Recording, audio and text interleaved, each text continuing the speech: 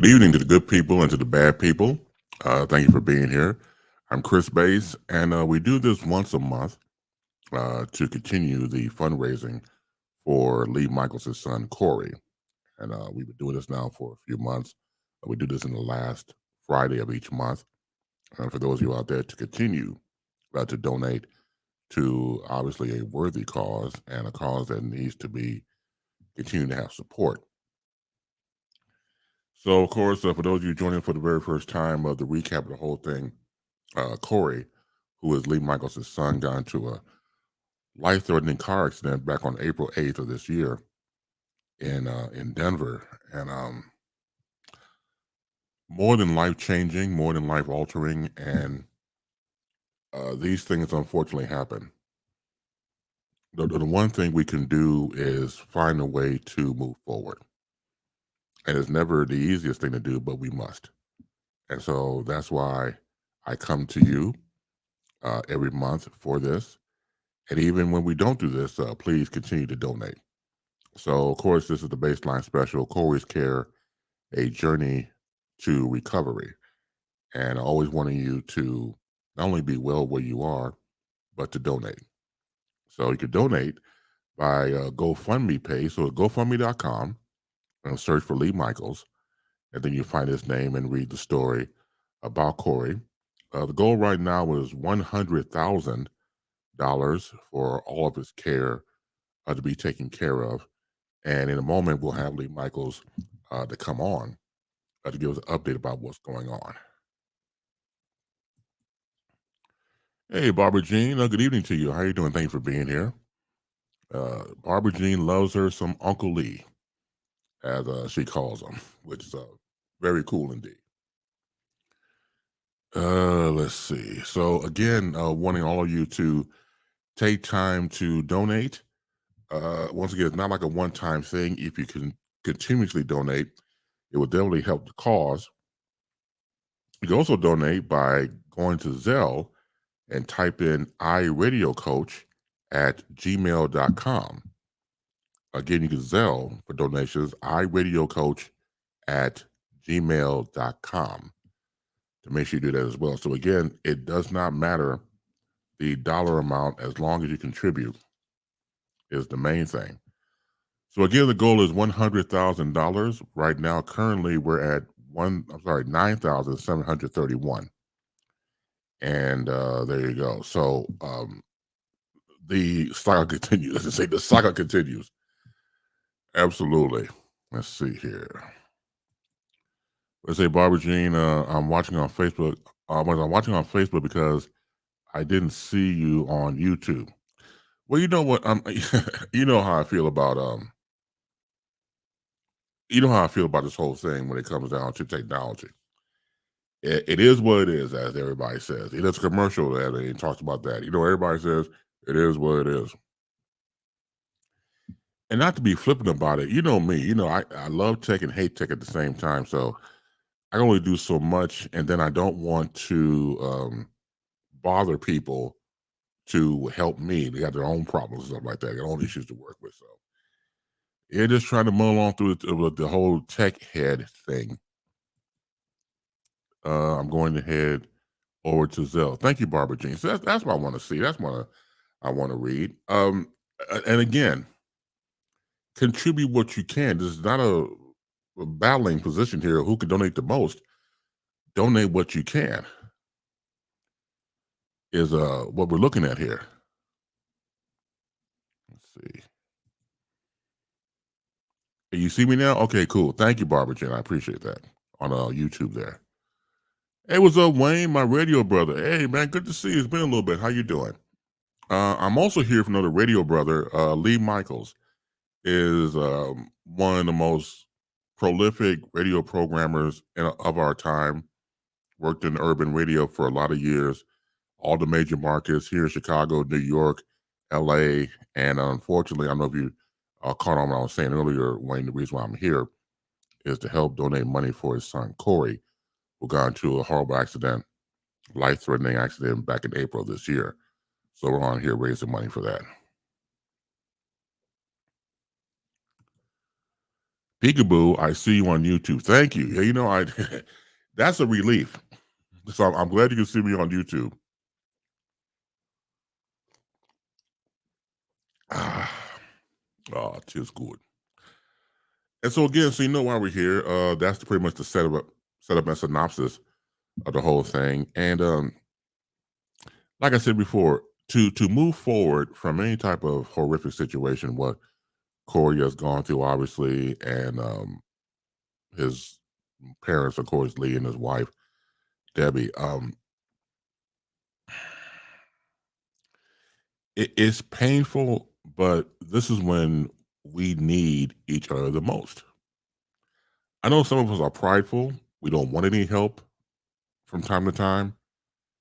And I know I could be the same way, but yeah, it's not easy. But you need help and you need assistance. There's nothing wrong with that. I think it's the most human thing to do to put pride to the side and ask for help and ask for assistance. It does not make you weak. In my eyes, it makes you stronger when that happens. So let's see what else we got here in the comment section. Let's see. What's up, Omar? Hello, King Base. You heard about? Wait, what'd you say? You heard? Wait a minute, King Base. You heard about? We had storm here in Georgia. Our house is still standing, and we didn't have no power, but the power came back on this morning. Well, I'm glad it did. I'm glad you're definitely fighting the elements of these tropical storms, and so I mean, who would have thunk it? If for some people, they're very fascinated by that, by the elements and storms and the Weather Channel and stuff like that. And it does make you rather concerned, more than concerned. Peace be unto everybody out there trying to survive the elements. And some people just saying, depending on where you live at, just leave. So it varies from place to place. Of course, the dynamic of the storm itself. So as long as you're safe and as long as you're good, that's the most important thing. So good for you, Omar, and your family and your loved ones and friends to be in survival mode. Let's see. Barbara Jean, I just contributed $100 via cell. Barbara Jean, you are a saint. Thank you. Since I started this for the past few months, you're the only person I know in real time that actually came on here to tell us about that. And that goes a long way. And that's what I want. I know some people are private. I know some people do not want to mention about the dollar amount, but we're not judging here. Far from it, we're not. We're just trying to make contributions to the cause, which is why we're here in the first place. And even when you go to the GoFundMe page for Corey, you can have your name displayed or not. It's entirely your option. But thank you, Barbara Jean, for that. Because again, I think, what happens, I think, with certain people, I think that, remember back in the day when you were a child and you were playing with other children and someone says, all right, I need a volunteer to somebody to go first, and then somebody steps forward and then it kind of breaks the ice. Yeah, Barbara Jean, I kind of see you like that. Yeah, you break the ice. Let's see. Omar Tice, I still pray for Mr. Michael's family. Well, exactly. Yeah, prayer does help. This is my first contribution. Hope to contribute again before the end of the year. Thank you, Barbara Jean. And this is what I'm talking about. See, like I said before, we are in dire straits when it comes to finances, and who isn't? But if you can give what you can give, it just raised the dollar amount. Again, looking at currently at 9,731. And that's a nice goal to have because it could be zero, to be completely transparent with you. It could be completely zero, which is not what we want. We want to keep moving the needle to get to the $100,000 goal. Switch on to the comment section. Hey, good evening, Lisa Lennon. Lisa says, good evening, Base Nation. Continue prayers for Corey. Absolutely. And Barbara Jean Tice, thank you, Professor Bates. No, thank you. And thank you all for being here tonight as we continue the, what I call the charity cast, to make sure that people understand what we're doing here to give more contributions in real time. And even us, when this program is over with, to continue to donate. And that really is, of course, the main crux of why we are here. I remember when I got the news about what happened to Corey. It's one of those things with this. It just sounds so surreal. It's like, no, that can't be it. And then when reality sets in and this is happening,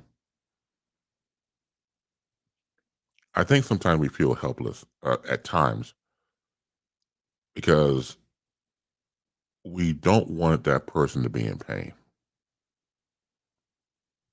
And I remember having Lee on the first time I did this a few months ago when we first started. One of the main things he said was, "That's my baby boy." That would always stick in my mind. Regardless of how old our children become, they're still our babies. And we're like, "Oh, mom, oh, dad." No, no, you're still my baby. And being a parent, you have to be a parent to understand, but just the fact of the unconditional love you have for that child, no matter how old they become,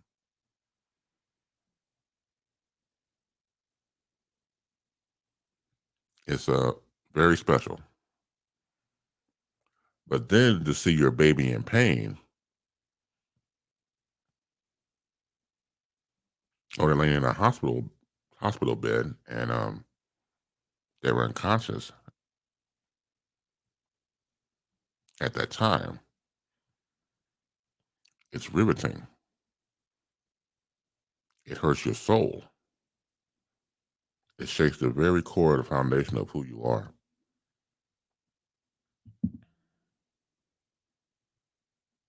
And like Lee said, he would have traded places with Corey in a heartbeat. I feel the same way if it was my daughters. All of us feel that way without even hesitating to think. You don't even think about it. You do it if it was possible.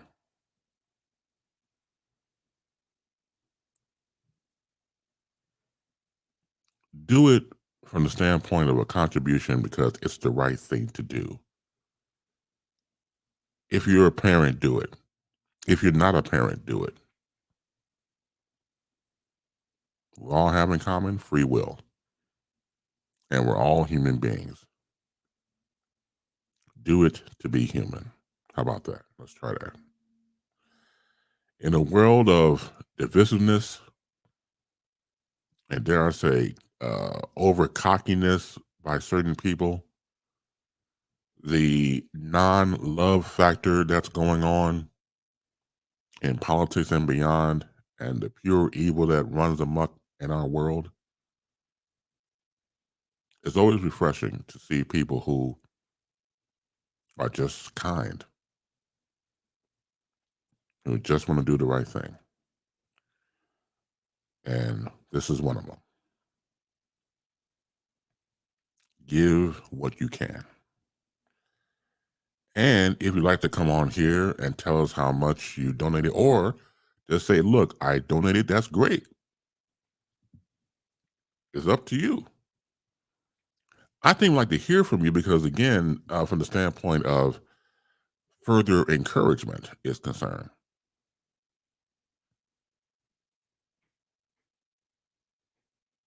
we need that now more than ever. We need that.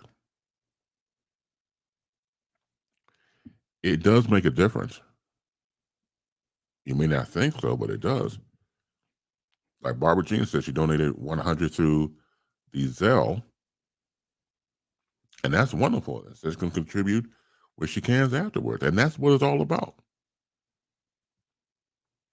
You can do it. If you only donate once, that's fine. If you donate more, it's more than cool. Again, it doesn't have to be the same dollar amount. You just donate what you can. Once again, it moves the needle. That's all.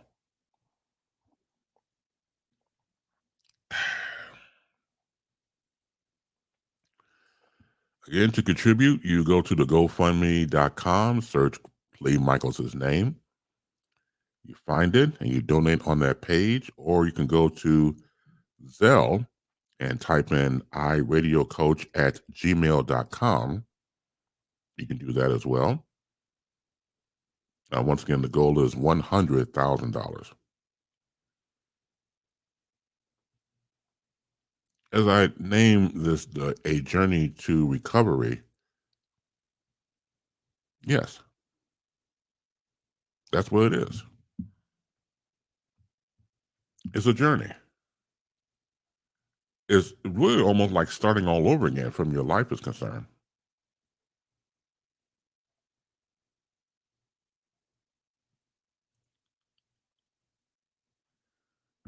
And you have to do that for the sake of your family, your children, yourself. Start all over again. And that's not always the easiest thing to do, but you do it.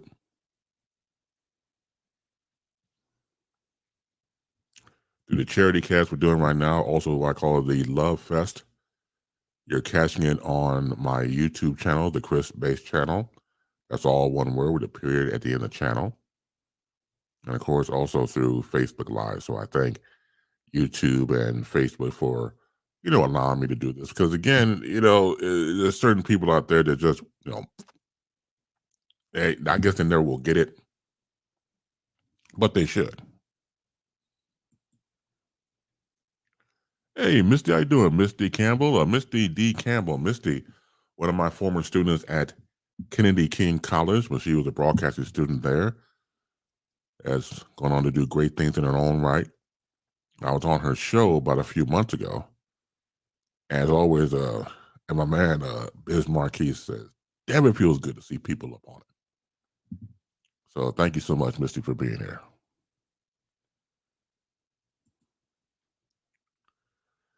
Barbara Jean types, Uncle Lee is good people and Corey is cool. I agree wholeheartedly.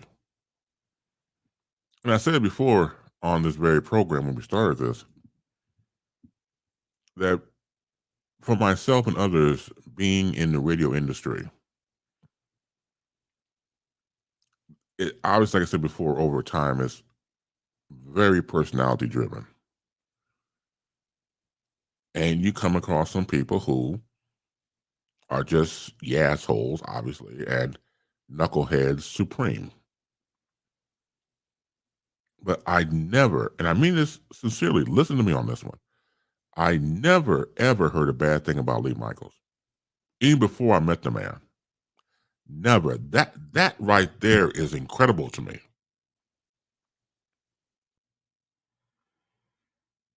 And it still is. Why? Because like Barbara Jean Tyson, he's good people. He's great. I think from a person standpoint, I think it's what people should strive to be.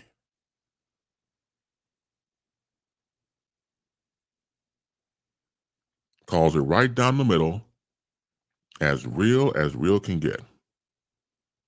Has a pure appetite and love for radio.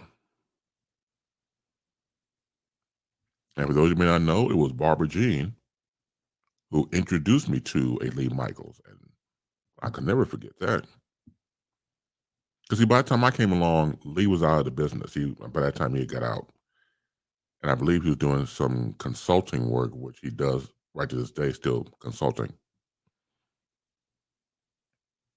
So when Barbara Jean introduced us online at the time, I think he was living in Florida. I think it was Hollywood, Florida at the time. And we met online and it kind of went from there.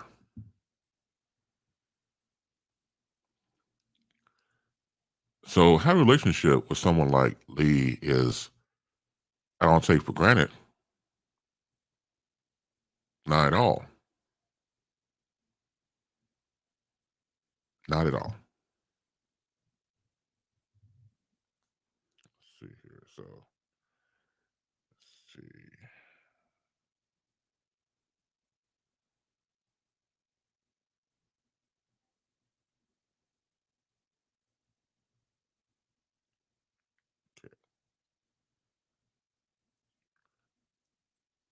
And again, like and I was told, and I went on to tell people, and especially when I was teaching, never say never.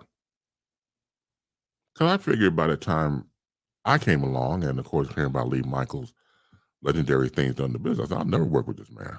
No, he's way gone. But I got a chance to work with him, and that's why you never say never.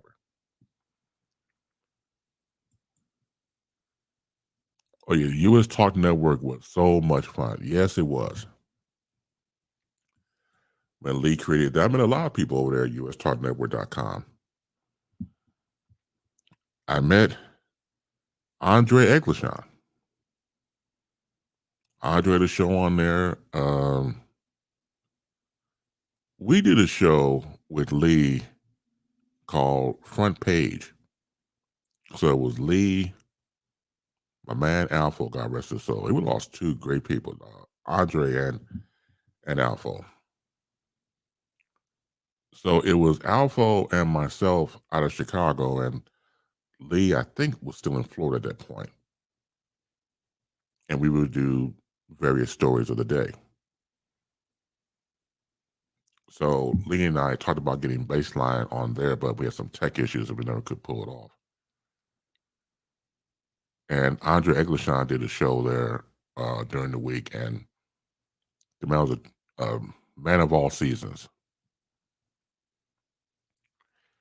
And not only that, I was always impressed by him because I remember listening to Coast to Coast AM with Art Bell. He's come on overnights on various terrestrial radio stations. And Andre would appear on there talking about currency and the dollar and things like that. I was like, man, his resume was impressive. And then he would go on to fill in for Reverend Al on Reverend Al's Keeping It Real program on radio through Radio One, the syndicated one, the radio arm of Radio One. So that's an impressive resume.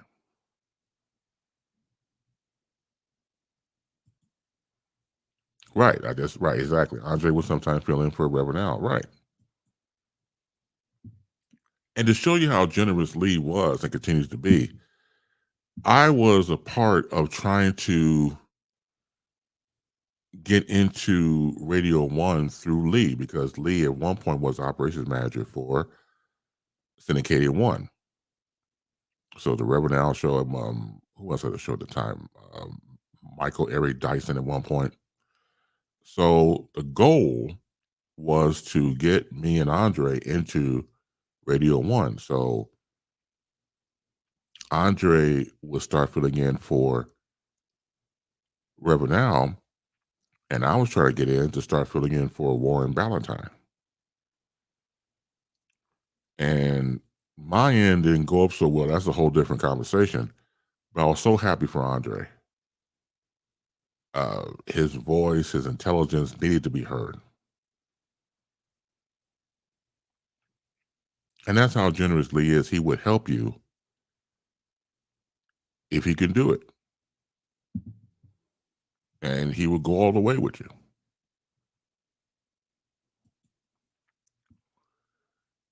Yeah, barber, scuba diver, hunter, singer, author, and so much more. Barbara Jean types about Andre. Yeah, in fact, Andre, I remember he was doing some singing at a local nightclub there somewhere in Florida. It was kind of like a Sinatra feel to it, like the Rat Pack type thing. Had on the tuxedo and stuff like that.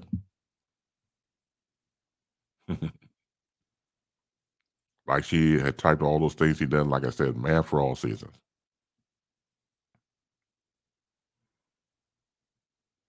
Absolutely.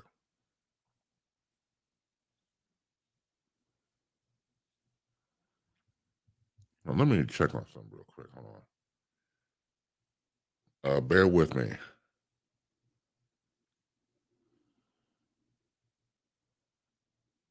let me check this real quick. Hold on.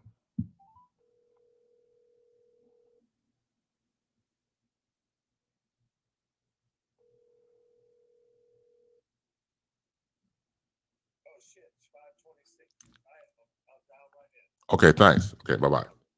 Bye-bye. I don't know if you heard that. I was checking on one of my guests. Ooh wee.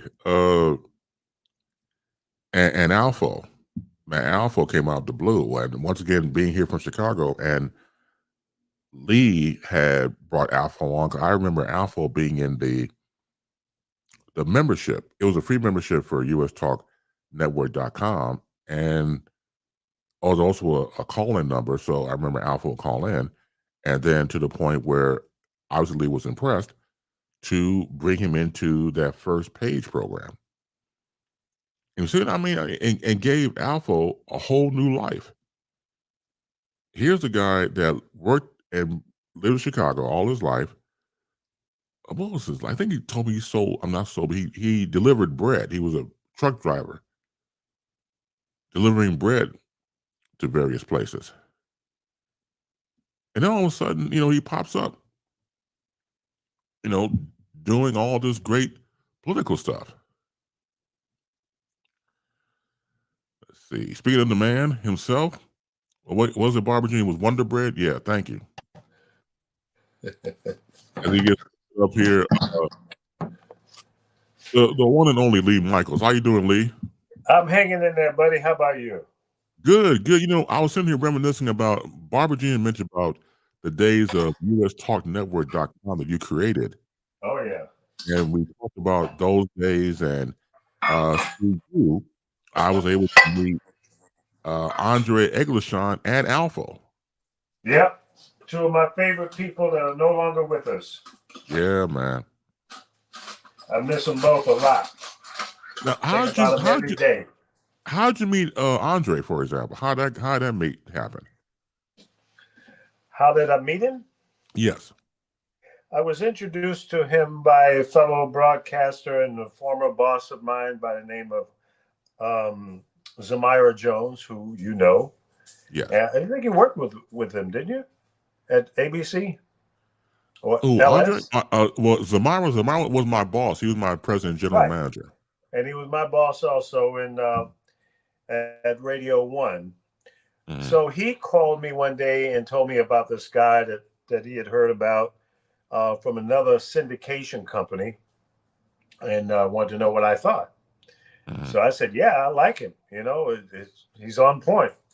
He serves up the information really well." And I said, "What's happening with him?" He says, "Well, he's looking to get placed somewhere." So I said, "Well, at the time, Radio One had an affiliation with XM, and they had 169 The Power as a channel. It was a black oriented talk show Mm-hmm. or a channel.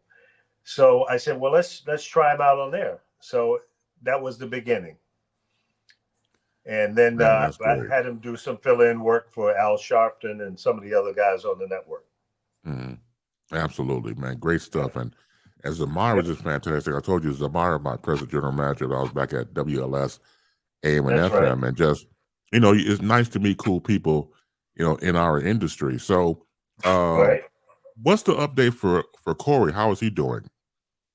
Corey's doing pretty good. Just a couple of days ago, he had another surgery. They're now giving him laser surgeries. He's had 2 sessions now. About 10 days ago, he had one on his face and chest. And a couple of days ago, they did another one on both of his legs. Mm-hmm. And then I think in another week or two, they're going to come back and work on, I think, the neck and the stomach area. So he was burned from about mid calf all the way up to his face. Mm-hmm. And he's got a long road to go. They're saying it'll be maybe 10 to 12 more laser surgeries. And Mm. depending on how well those go, will determine whether or not he'll need additional skin grafts. Because the laser surgery does certain things to, flatten out some of the skins where it's puffy and swollen and all that, but it doesn't always do what they want it to do. So it's kind of a see as you go. Yeah, Yeah. absolutely. Let me go And back to the comment section. I'm sorry. Hold that thought real quick. Let me get the comment section real quick. Then get continue. okay. By the way, I'm feeding the dogs right now, so Oh, that's okay. so if you see me But looking down, so I don't cut my damn fingers off. yeah, because they'll bite your ankles off. You don't want that to happen. So go and feed the That's doggies, true. right? That's true. So my man Stig Diggy, who's way out in Norway, says greetings at me and you. He says bass and radio coach. How you doing, brother? Thank you for being here. Yeah. He Norway. also says Six says may your son have a full and complete recovery, Mr. Michaels. Thank you very much. I appreciate those kind words. Absolutely. So yeah, man. So again, it's nice to hear that. And I was saying before earlier, what I call the charity cast, that it is sometimes it's not easy to move forward when you have Yeah, those type of horrific things that happen in your life. But that's that's the right. challenge in all of us to keep moving forward. It's never easy. I think it gets easier if you have a love and support group around you. Yeah, that's very helpful. I mean, Corey's going through physical therapy, occupational therapy, psychological therapy. So, I mean, he's getting the health care that's needed, Mm. and it's a slow process. And the doctors are saying a year and a half to 2 years before he gets to any kind of decent level, Mm. So it's he's going through it big time. Oh, absolutely. To let everybody know again, if you're joining us, of course, we're doing the charity cast for uh, Corey, who is Lee Michaels' son, Journey to Recovery. Right now, the goal is $100,000. We're currently at 9,731, and we want you to contribute as much as you can. And once again, not about the dollar amount; it's about pushing the needle forward to get to the That's goal. right. So let's see. Sick as is Corey able to converse / communication without any hindrance?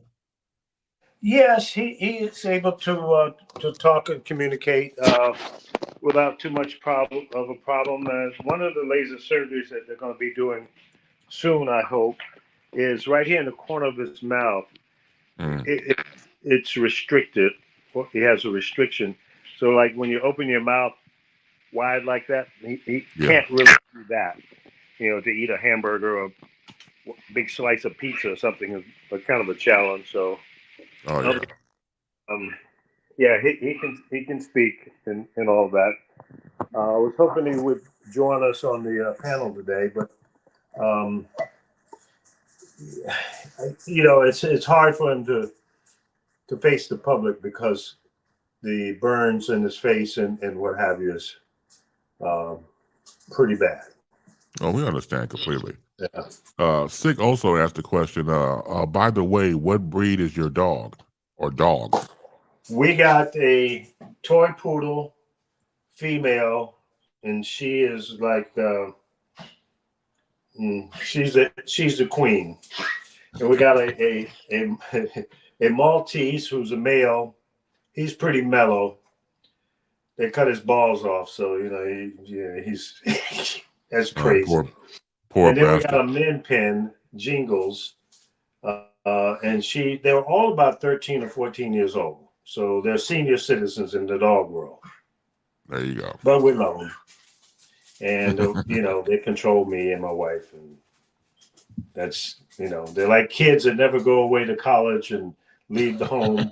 They're totally dependent, like they're standing looking at me like, hey fool, feed me now. Okay, stop with the short and all that talk you're doing, feed me. So what are you gonna do, right?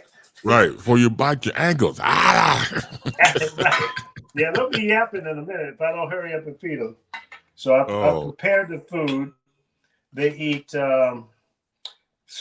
what is it called? Fresh Pet. It comes in a big loaf, looks like a bologna uh, Hmm. thing, and you have to cut it up. Right. Two of them don't have but maybe three teeth, and Jingles, she has a few more teeth than the rest of them, but they're falling out and pulled out, and Ooh so we wee. got to make the food easy for them to eat. There it is. Right. So I have to chop up that big loaf and put it in a bowl, and then they can eat, which is what I'm doing now. All right.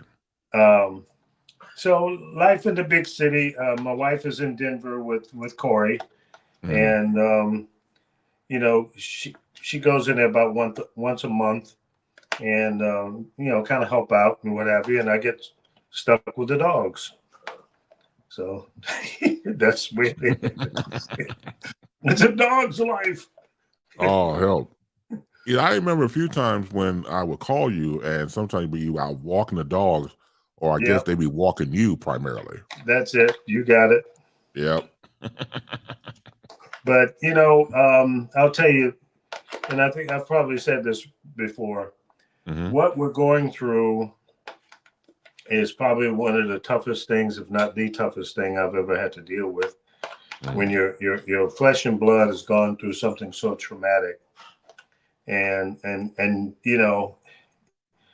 there's nothing you can say or do to bring the level of comfort that you want to see your child have. And that's the toughest part for me as a parent. You know, what can you do?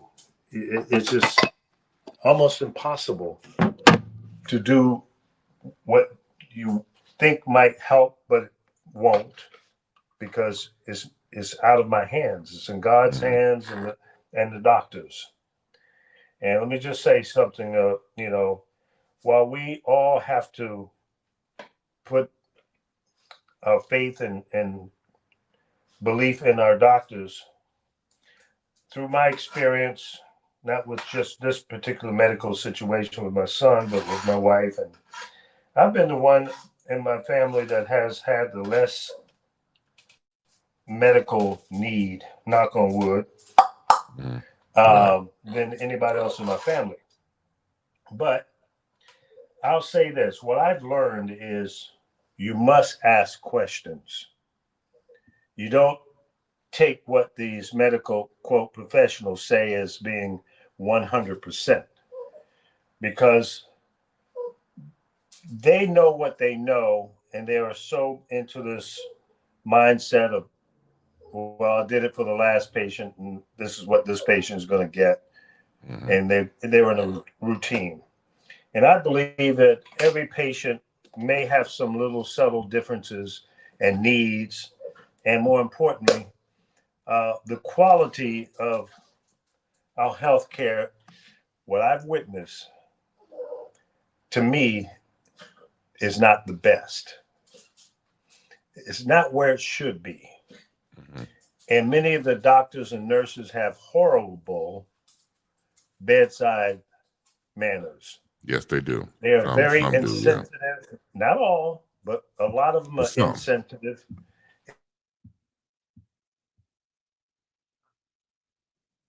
Went through this with my son Corey. Hmm. So I've had nurses tell me when I've asked them to take my son's temperature or blood pressure more often, and they say, well, the hospital policy is every 4 hours. When my son is sitting there with a fever of 104 and blood pressure dropping like a rock. Right.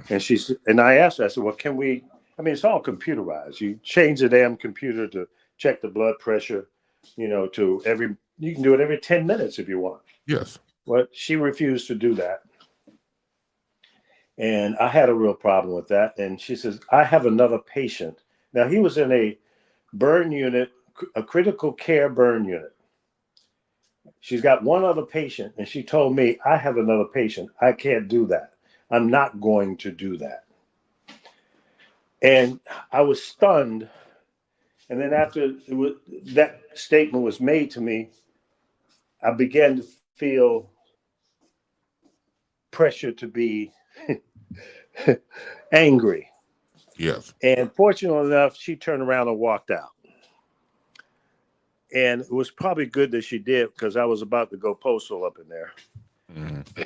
And I don't want to have to do that, but sometimes people push you to that brink, and then you got a bigger problem. Right. I didn't want to do that, and I didn't.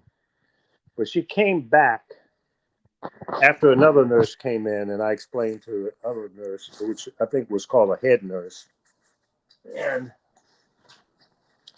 the uh, the whole attitude changed. She came back and she did what she should have done without me having to ask. Right. So that was not a good experience for me and my son. Then another situation came about, which was very upsetting. The During his stay in the hospital, um, he needed to go to the bathroom, and they didn't get there in time, and unfortunately, he saw the bed. Hmm. And then when we asked them to do the cleanup, and they did to a certain degree. Okay. Now, I hate to be graphic, but I want to share the experience, and No, my please do. hope during this is that nobody else will go through this. Right. So he had bandages around his thighs and what have you that became soiled, Hmm. and the nurse refused and did not change those bandages because she said she didn't want the doctor to get upset with her because the doctors have a certain way of doing things. Okay. Um, I didn't understand that at all. So he laid there with soiled bandages on for about 12 hours. Oh, come on, man. And yeah, now he's burned on his legs. So there's Right. open wounds from the burns, Right. became infected. He became septic. He had a fever over and over again, and they denied the fact that the soiled bandages was the source of the infection. In fact, for about a week, they denied that it was even an infection. He said, well, burn patients go through these temperatures that go up and down and all of that. So I said, well, that don't make sense to me. Right. So another doctor, and I forget what that doctor had a specialty. Oh, it was the infectious disease doctor. Hmm. Did their investigation, and they said, no, he's septic, and it came from the soil bandages. Then they changed the antibiotic to one that would fight that uh, situation. So he began to get better. By Right. now, he had been in the hospital for almost 3 months, and Corey was ready to jump out of the window to get out of there. And Mhm. I think he got out of the hospital maybe a week or two before um, what I think he should have. But knock on wood, he's doing better. Right. But it was a horrible experience. And this was a major burn center in Denver, Colorado, and the only burn center in the state. Now, you would think that there would be lots and lots of burn centers around the country, but they're not. I think it's less than 50. Hmm. So some states don't even have one. Jeez. And they come from different states to places like Denver and Chicago and LA and what have you. I think LA has certified, I think it has three, maybe four certified burn centers. So Amazing. a burn patient, that is one ugly injury. It's horrific. But When but I but but first for saw my son, it almost unrecognizable. mm, But for them to lie about it and for the wounds to be infected Yeah, and knowing it's their fault, had they got there in time to, uh, before all this had happened, they could have been more proactive in the whole thing. exactly. Yeah, But it sounds like the hospital from hell, because the last thing you need is people being incompetent and not caring in a absolutely. world where you should be caring. And we're supposed to trust their word. You know, they're, quote, the experts. They're highly trained. They go to school for years and years, the doctors and the nurses. And there's still a nurse shortage. While my son was there at that hospital, Hmm. I think 3, maybe 4 nurses left to go to other states. And they were happy to get out of there because they did not like the way that hospital was being operated. Right. So, I mean, you got to be an advocate for your loved ones. Yes. When they're in the hospital, ask questions and hold the people that work there accountable. Otherwise, they'll get neglected. And that's sad in America that it still happens. It is sad. Let's go out to the comment section and get some response here. So let's see. So what's up, Jed? Jed, my man out there in the Bay Area in San Francisco, says, my heart goes out to you from personal experiences. Your point is well made on questioning and patient advocacy, and also Yeah.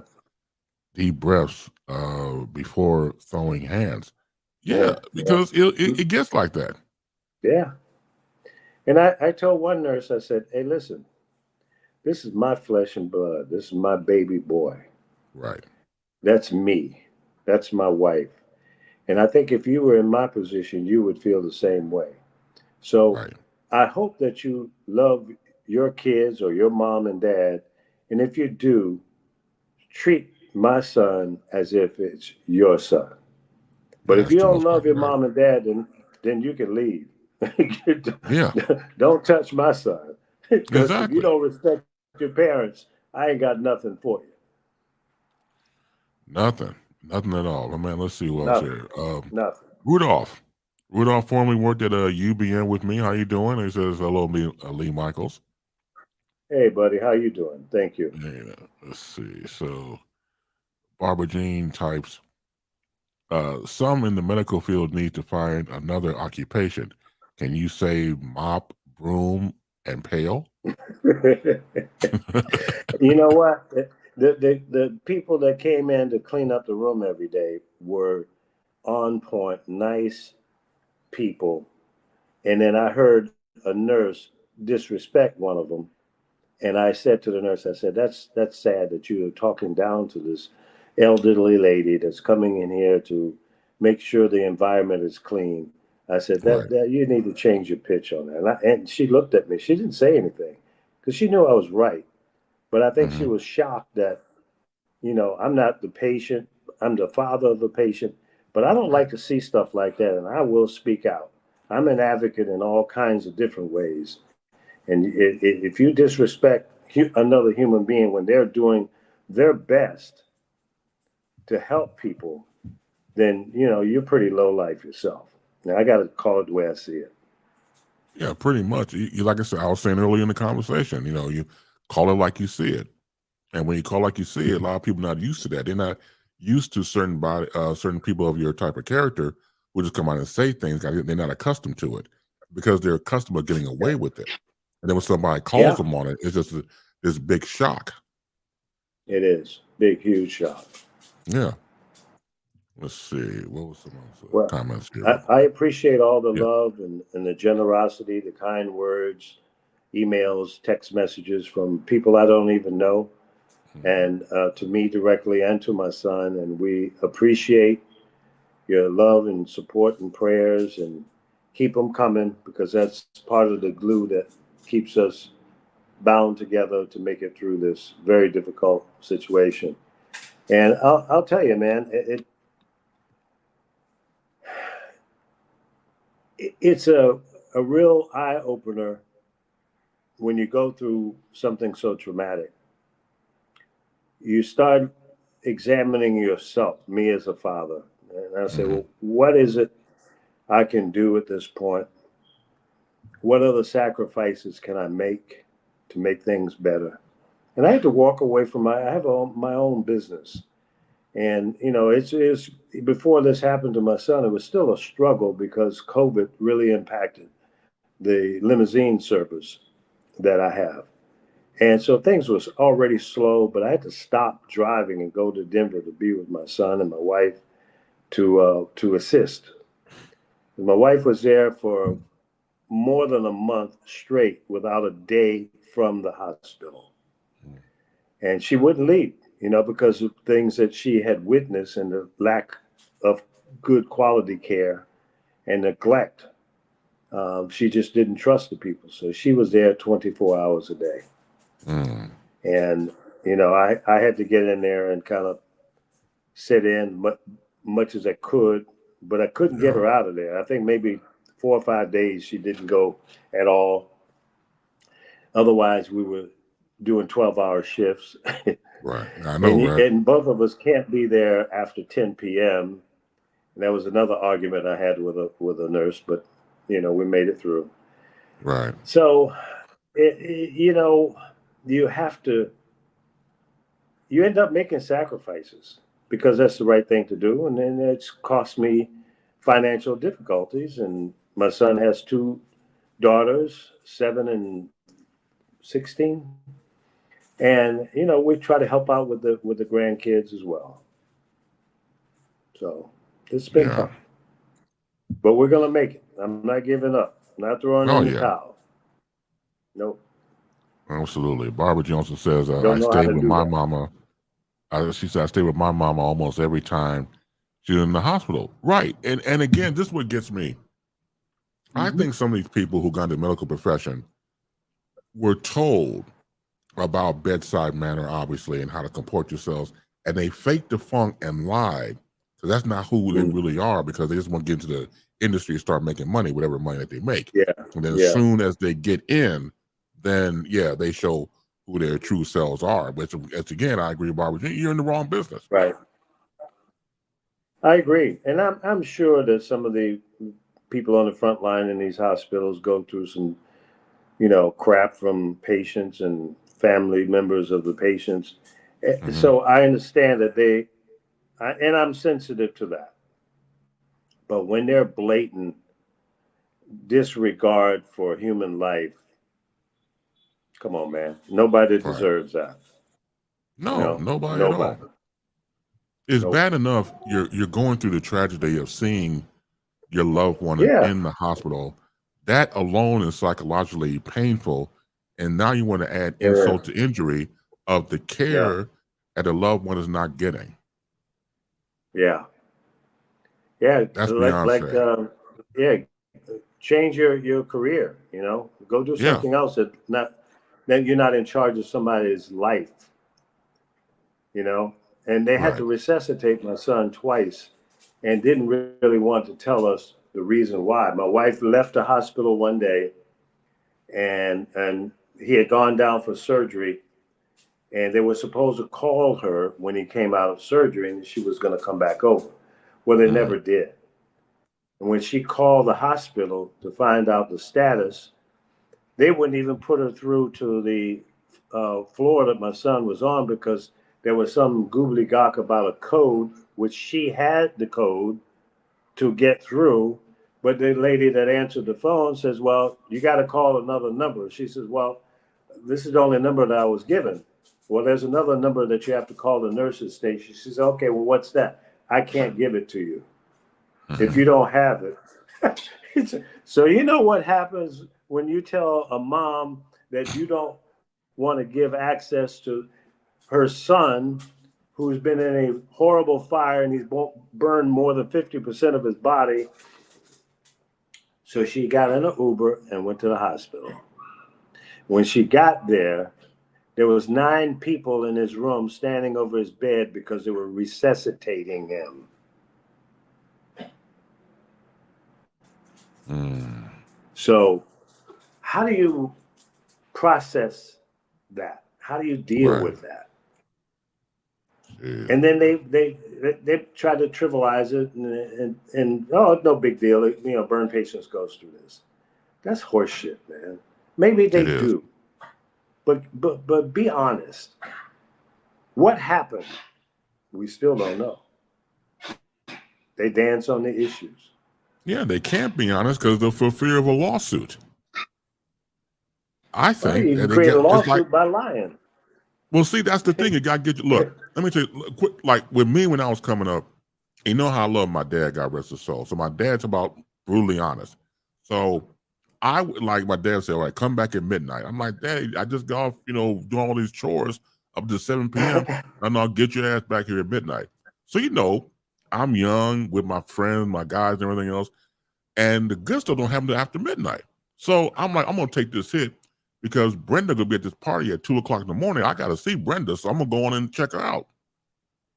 I get home by 6. My dad is wide awake.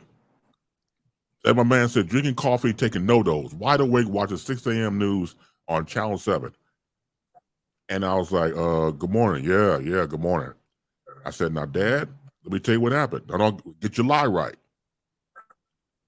And so that would just right. unnerve me. It's like, get your lie right. I mean, I want to hear a good lie. Get your lie right.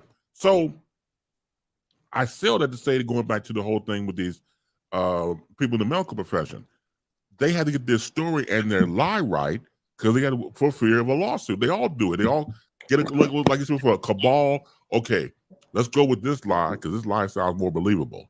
So yeah, that was a get your lie right moment. Tell you, incredible. I don't know how you can live with yourself being a profession like that, but again, you don't look at the patients as human beings. They're statistics and numbers. Yeah, it's crazy, man. I just don't understand the world and the insensitivity that humans have towards another. I mean, we got wars around the world. We got famine, people dying from starvation. You got people coming in from other countries into America because they want to live the American dream. But let me just say this to people want to come to this country. Don't expect utopia because we don't have that here. We've got a lot of work to do. Yeah, we may be better off than some of the third world countries and all of that. I get it. I'm blessed and I'm not going nowhere else. But we're not perfect. Right. And if you don't believe me, look at our congressional members, both in the House and the Senate. We can't even pass a damn bill that's good for the people that put them in office. That's right. We gave you guys a job to take care of us, to make sure that the government is doing its job for its people, that we pay our taxes to the government for infrastructure, healthcare needs, the buildings that you guys work in every day, the support staff, all the people that get paid in our government comes from our tax dollars.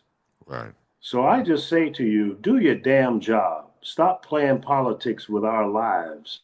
And if you don't, now I'm turning to the American people, to these career politicians that you keep voting for, vote them out. Then you'll see a change.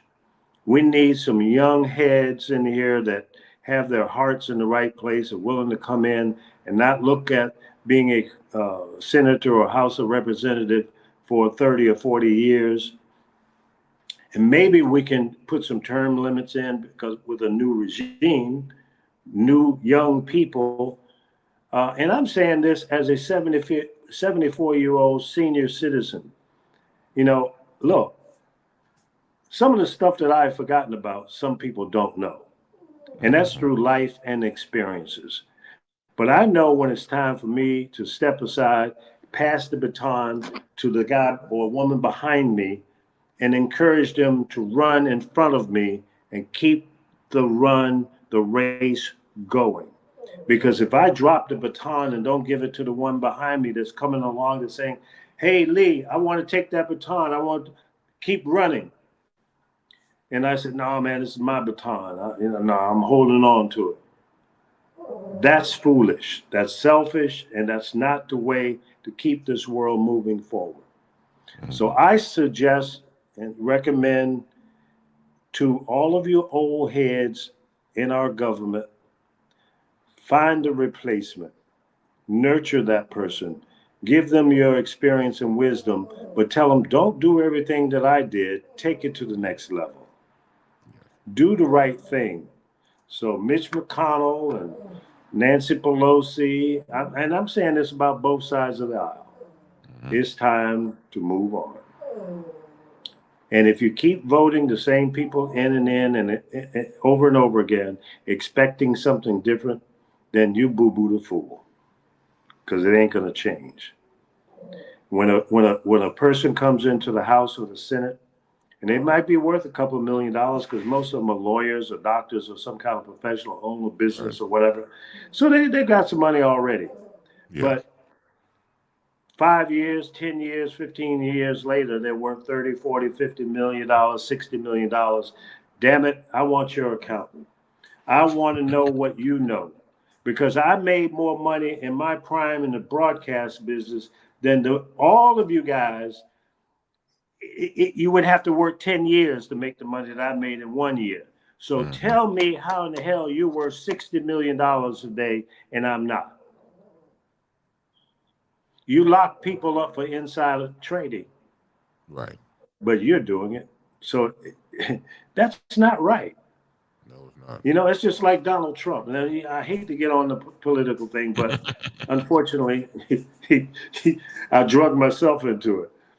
But listen, Donald Trump is a con man of all con men. He is a grifter. He is a pimp.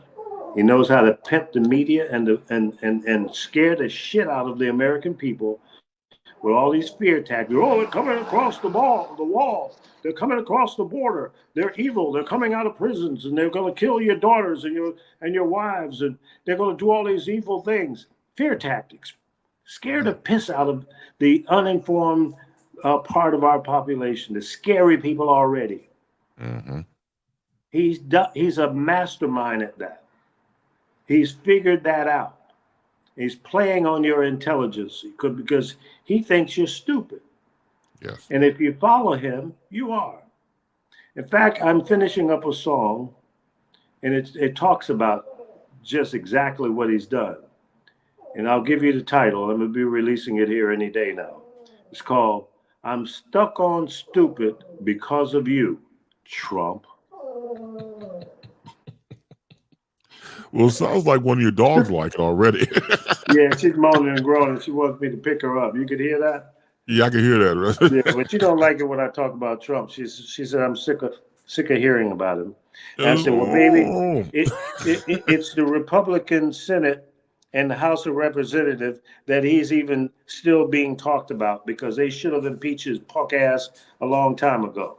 So it ain't my fault, baby. I'm trying to do the best I can to get him out of here. Now he's talking about people eating you. Oh, She looked at me like, what? What? Eating who? Yeah, he said your people are dog eating will dogs and start cats. talking English quick. It's like, wait a minute, what? What? Eating what? So yeah, man. I mean, come on. It's a freaking circus. It's a clown. It's a shit show, not a chit show. A shit show. It is straight up. And we've allowed this guy to pimp and prostitute the people in this country.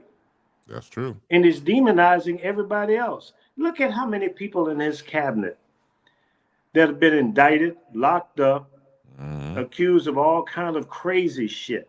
Everybody around him. Even his own family members ought to be in jail. That's right. Because they're criminals too. Son-in-law, all of them. They're complicit. They're part of the problem. True. Even his funny talking wife. Can't believe nothing she says. She's been real quiet lately. Yeah, she's been out trying to hawk her book. She came out one time, I think, during this campaign at the night of their convention. Yeah, she did show up for that. That's the only time I've seen it.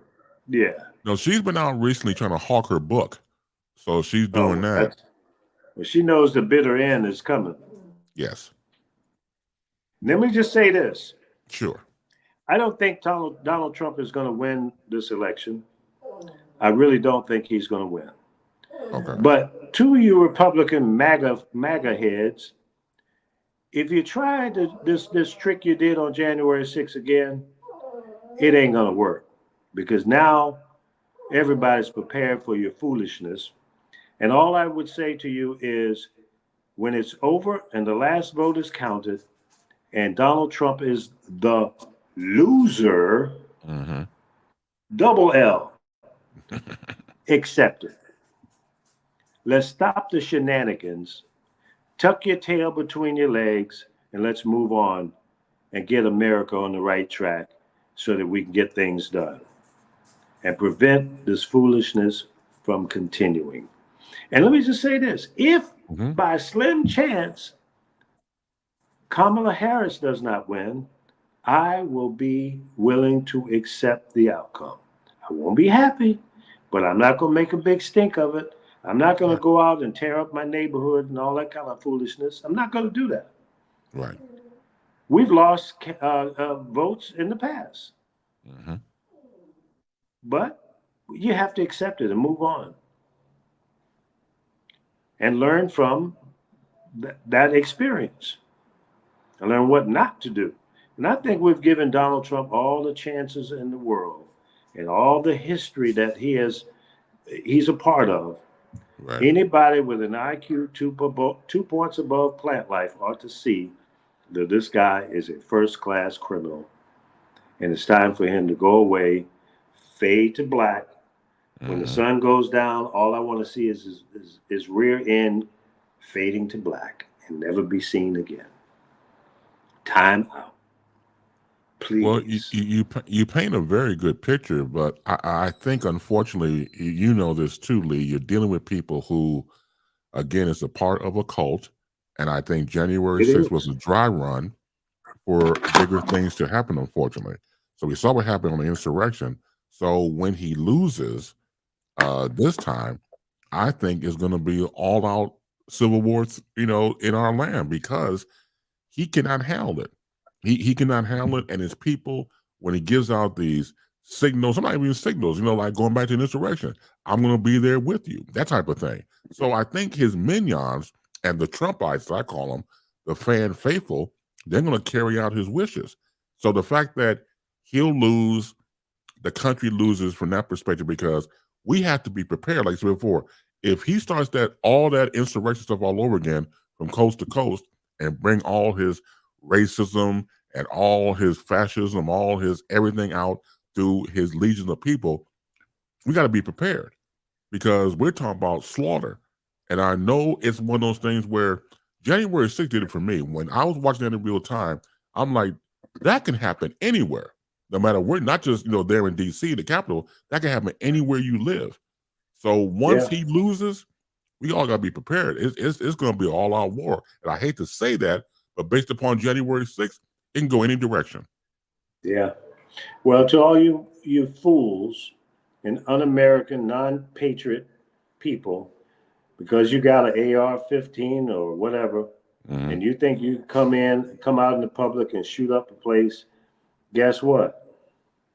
You will run out of ammunition. Even if you got 1,000 rounds, you ain't gonna make it. Mm-hmm. You're not gonna make it. The local police departments, the state police, the federal FBI, CIA, the Boy Scouts of America ain't gonna let you win. You're gonna die a horrible death over some stupid shit that you've been brainwashed about. Don't do it. I You will hope go not. down in history as a dumbass. Yep. I'm just speaking plain street language for you to understand, because I don't know what your intellect is, but Mm-hmm. I'm breaking it down to real raw knuckles. Brass tacks. Yep. You ain't gonna win. This ain't back in the day when our forefathers wrote the Constitution and all of that, and they had muskets it might have taken you 2 or 3 minutes to reload between shots. Mm-hmm. Okay, so the Second Amendment and all that shit was written based on the capabilities of that day and time. Mm-hmm. Okay, Right. your military has the best artillery in the world. You can't win, dog. It ain't going down like that. You Right. can pump yourself up and believing that, well, I got an AR-15 or AK-47 and, all that. Okay, good for you. Good for you. You're going to Mm-hmm. leave behind a horrible vision to whoever makes beyond being unalive during that massacre. If Right. your kids make it, they're going to say, my daddy was a damn fool. That's what they're going to say, because that's what you Absolutely. will be. If you think that you can overturn the government, and I understand what the Constitution says, the Second Amendment gives you the right to stand up against a crazy government, but that's not what you have. You got a crazy bunch of ass people. Right. The government is trying to do the right thing. At least the half of the government, the Democrats, are trying to do things that are in your best interest. Better health care, lower the cost of everything, to keep these corporations from gouging. The reason milk, eggs, cheese, bread, and all that, everything that we buy in a grocery store is high because these corporations are trying to recoup from COVID. And there are even companies like Kroger admits that they're price gouging. They Right. admitted it. Okay, now I live in California. I went to Costco a couple of days ago and bought premium gas for $4.29, and that's about the Mm-hmm. cheapest you can get it in California. Mm-hmm. And maybe a couple of off-brand places. But let me just say this: there are states that have gas at half the price that I pay. California has special gas because they got tougher rules and regulations about the pollution and what have you. So that's part of the reason that our gas is more expensive. The other part is city, county, state, and federal taxes. Some states don't have taxes on gasoline. Some cities don't, et cetera, et cetera. So depending on where you live will dictate what you pay for your gasoline. Mm-hmm. I don't like it. I have to burn gas every day because I'm in a limousine business. Right. And I can't say, well, I ain't going out today because gas is too damn high. No, not an option. So the problem is not your president or vice president. A lot of that gouging is on the state level. Mm-hmm. Now, the federal government can come in and put some rules and regulations on it through threatening higher taxes on these guys, and maybe that'll wake them up and say, okay, we've been bad people. We've been taking advantage of a bad situation, a worldwide pandemic, and companies like Exxon Mobil, one quarter, I think it was last year or maybe early this year, they made $7 billion Mm. profit, not That's un, growth, that's unheard of. profit. Right. And they're one of the highest priced gases out there. Shell, Jeez. Mobil, Exxon. Mm-hmm. Come on, man. Why? Even in states where gas is under $2, if they weren't jacking up the price so bad, you'd probably be paying $1.50. Wouldn't that be nice? Yeah. Don't we deserve a break today? Not Is at that McDonald's, McDonald's? but at life, right? But I yeah, remember that on the ad, real, right? Yeah. on the real, we Yeah. deserve a damn break. You want the economy to turn around, but you're insensitive to the fact that you're overcharging me for everything that I need. I have to bypass some of the things that I want. I'd like to go Mm-hmm. out and buy some new shoes. I can't afford to do that. I need a Right. couple more suits so that I can be professional looking to my passengers. I That's can't right. afford to do that right now. My commercial insurance is over $1,000 a month. I talked to Mm-hmm. an insurance company today about getting workman's comp. That's another $980 a month. And it ain't nobody but me. Right. The only benefit in that is if I get sick and I can't work, I'll get some money from workman's comp. But damn, $900 a month? That's crazy. So between my commercial car insurance and workman's comp comes to $18,000 a year. Now, if I was an evil SOB, I would raise my rates that I normally charge and double it to have to cover that. But Right. I'm not going to do that. I'm going to make the sacrifice and not go with the workman's comp and just pay my regular. And I would see if I can lower that premium by cutting out some of the benefits on that end. But the state requires at least $750,000 in liability insurance for commercial limousine companies. They'd like to get $1 million. If you go into the airport, you have to have $1 million. So the cost of business. I'm at the point where maybe I need to close my doors and shine shoes or do something. Oh The man. cost of doing the business, you got tires, oil changes, Yeah. fuel, maintenance on your car, Yeah. Just basic upkeep. $2,900 for a new transmission. I'm praying to God that my engine don't go out. Right. Right. That's $5,000 or $6,000 or more. So it's listen, small businesses catch hell. We have to have a lot of good luck on our side to just weather the storm. Ain't a whole lot of profit. Yeah. Ain't no 50% margin of profit. Not for me. Not for my little company. I No, might I squeak agree. out 2%, maybe. And some Yeah. some of If the that. years I've had like 20, 21, 22, I was underwater. So I'm still trying to dig out.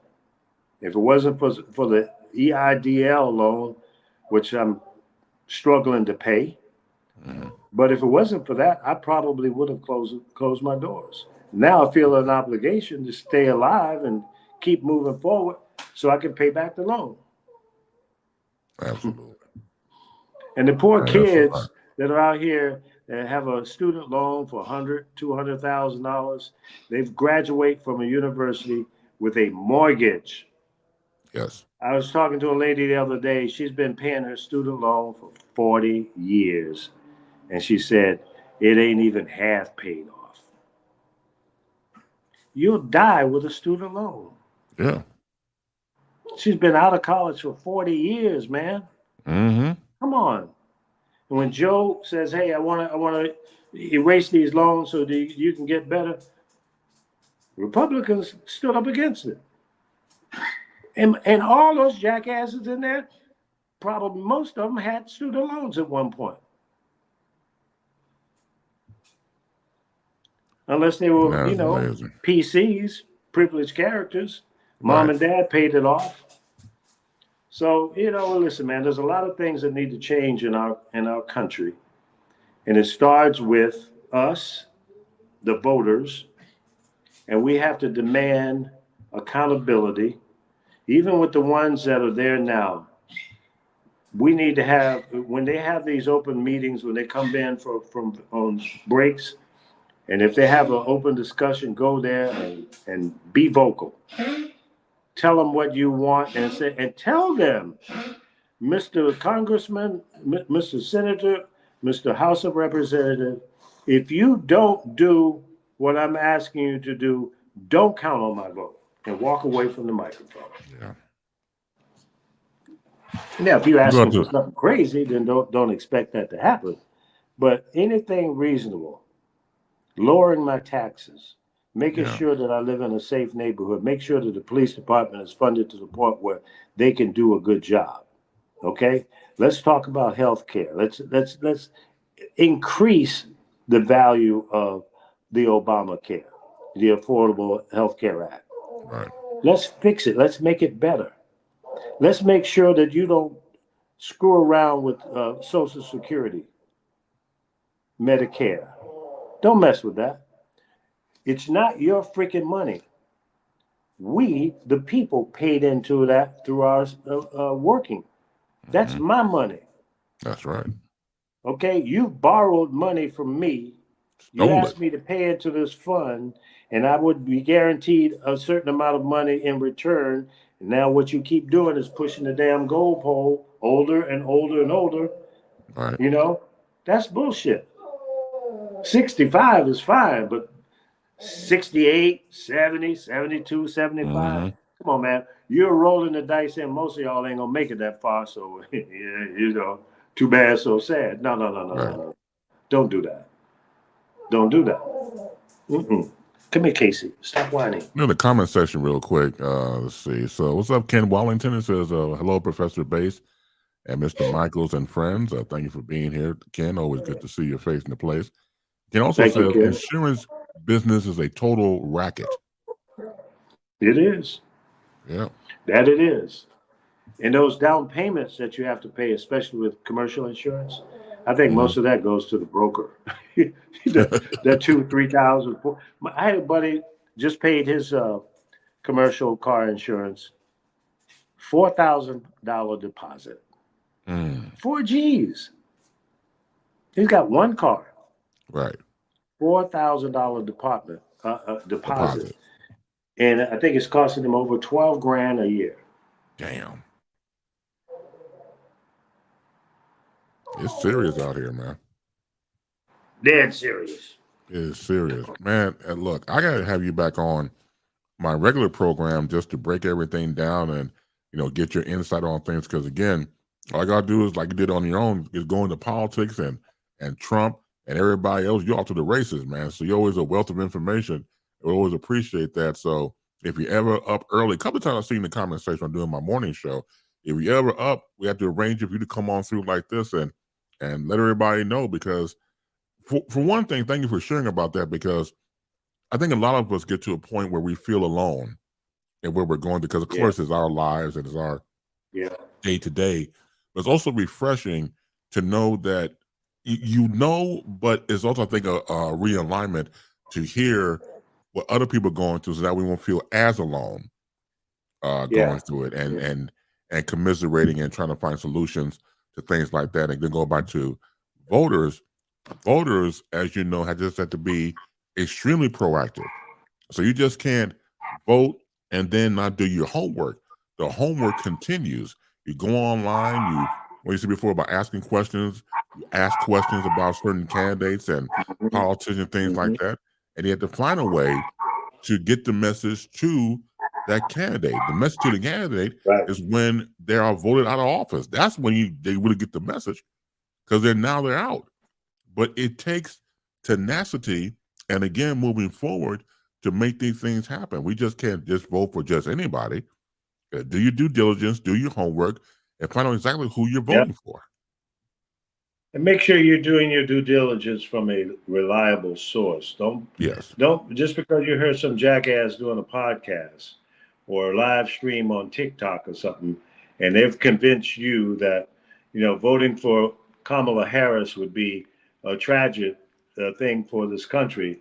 But what did the Donald Trump do?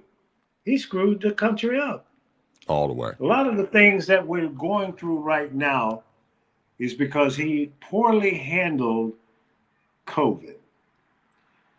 And when he stepped in there in the middle of March of 2020, I know it like it was yesterday, because that's when my business fell apart, when everything got shut down. And that was the right thing to do, but he should have shut it down in October of 2019, because that's when I first saw it coming in from China. When everybody on the damn plane from China, every flight, everybody had on a damn mask. I was accustomed to seeing 10 or 12 people, 15 maybe, because they've got bad air over in China, and a lot of the people over there wore masks anyway. But when I pulled into LAX one night, the first time it really stuck out, and it must have been 300 people from China standing there on the side of the curb waiting to be picked up. A few days later, one of my drivers came down sick. And then everybody in his family was sick. Nobody knew what it was. They called it a flu. Right. He was out of work for about 10 days. It was COVID. And we didn't know the word until after the first of the year. Ladies and gentlemen, your president failed America on COVID. Period. There's no Yeah. argument against that. He was telling people, "Oh, maybe you should get an injection of bleach." Oh, God. Come Yeah. on, man. And I know there must have been some dumbasses out there that tried it. Oh, yeah. There was a couple out of Arizona that did it. The guy Yeah. died, and the female, I believe, was in intensive care for a long time. So, yeah, they listened and actually did that. Yeah. He should be held responsible for being irresponsible and even suggesting that you should research that on a public broadcast that he was doing every damn day and ignore the experts that he had up there on the panel. And that woman, what was her name? She would always had a thing around her neck. She was one of the doctor experts that was under Fauci. I can't think of her name right now. Yeah, well, whoever. So she's irrelevant. That's how important she was. Yeah. But the point of the matter is, she was complicit. She went along with it, and everybody on that panel that didn't stand up to him and say, "Hey, look, Donald, don't say that dumb shit, man. That's Right. dangerous. You know, you're spreading not misinformation, not disinformation, but dumbass information. It's Flat out scary. lies. Flat out lies. Straight up, straight up. I watched that Remember? video the other day, and it Mm. just reminded me of the stupid shit that he was allowed to get away with. Well, you remember, because back in real time, I used to watch CNN and other news networks. And I remember, for example, CNN had the body count of people dying in this country Yeah, in real time. And you got to real figure, time, every day. The right. clock And was ticking. you had to figure if he, meaning Trump, was responsible, those numbers could have been lowered had he handled Yeah, COVID differently. But again, like you said, everybody around him he dismissed. He sat on the COVID shots for months and didn't want to give to the public and everything else. I mean, just pure evil. I mean, not just ignorant, but pure evil. pure, All those lies, man. uncut. I remember watching every day on CNN, just all those lives just gone and could have been prevented. Yep, yep, straight up.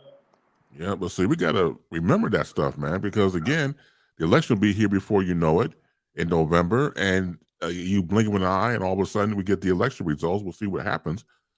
But we got to be reminded of what he's done. I think some of us forget. I think some will get to a point where, oh, this Trump, talking shit again. No, this man is dangerous, and not only dangerous to the point of the nation, dangerous in general. Like the whole thing with Diddy saying that he's not good for society. Trump is not good for society. He's not. And Diddy's in jail, and he couldn't get out on a $50 million bond. But you got this jackass running around trying to become the president of the United States, and he had a 400 and some million dollar bond, Right. and not restricted from travel. Diddy can't get on a plane and go anywhere, but this guy Nope. owns a plane. He can go wherever the freak he wants to go. I wish he would go to North Korea and hang out with a little mental midget over there, and they could have a good time together. Yeah, that's what I wish for. Go away, leave this country, so we can forget about you. You can go to Putin if you want. Yeah, why not? That's his boss Putin's anyway. puppet bitch anyway. Exactly. Yeah. He's scared to death of Putin. And Yep. Putin's been milking him like a cow. Oh, And real on quick, the man. documents he had there at Mar-a-Lago, Yeah, that's straight up criminal, man. And it is. he refused and lied. And even the damn lawyers lied on him. All of them need to be disbarred. Oh, And he needs to be in jail right now. He's a traitor. We don't know who else he showed those documents to or sold documents. You think that jackass didn't make copies? come on now, of course. And he may have those hidden somewhere else. Right. I don't trust Donald Trump to walk my dogs. And you see what happened to former New York Mayor Rudolph Giuliani. He got disbarred. He's a straight up clown puppet as well. Another one. What does Yep. Ken say here? 38 days till the election. That's right. It'll be here before you know it. 38 That's days right. and counting. Yeah. As soon as they open up the early votings, I'm doing mine because Same here. I'm gonna get it done. I can say I voted. That's Period. You can't take it back. Man, look, it is vital. Look, Lee, as you know, we can go about this all day long and all night. And once again, I gotta have you back on a separate program. Just have you pontificate and give it to the people because they need to hear the truth for what it is. And also, um, it's always glad to hear you, glad to see you. And before we part company, what are some of the words you want to tell the people, continuing support about Corey? Well, keep us in your prayers. We're going through a difficult time, physically, psychologically, and financially. And if you have it in your heart to make a donation, I don't know, do you have a link up there to people can go to or anything? Yeah, But if you it's on the have ticket, man. if you have anything to make a donation, it would help Corey a lot. He's got two daughters. He's not able to work. He probably won't be able to work for another 2 years. So anything will help in keeping him focused and energized and keep his hopes and his psychological, well-being. That's important. It's all a part of healing. Yes. So I thank you and God bless all of you. And um, I just say thank you. That's it. And I'm humble and appreciate all the what everyone has given so far. The phone calls, the text messages, and the emails is helpful as well. If you don't have anything to give financially, I still love you. We love you more, Thank Lee. you. Do me a favor. Hang out in the zone real quick. I'm going to talk to you real quick when we get finished with the charity cast here. So always good to Okay. see your face to place. The great Lee Thank you. Michaels. Thank you, brother. I'll Thank talk you. to you in a second.